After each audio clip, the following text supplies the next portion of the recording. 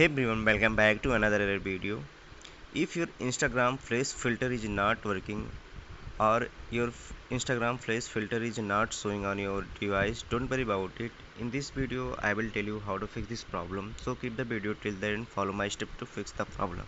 First, when you are facing this problem, then simply go to the App Store and search here Instagram and update. After updating the Instagram app, open your app and click on the your story and select a photo that you have to apply the filter and select on filter and select on the effects.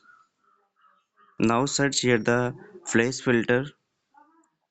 If you don't find the flash filter, then search for the blink and exposure to find the variations. If you are not able to find the any of these filter, it means the update haven't been rolled out on your account yet. So wait for it or try another account. I hope this video is for you. If you like this video, click on the like button and subscribe to the channel and share with friends. Thanks for watching. See you in the next video.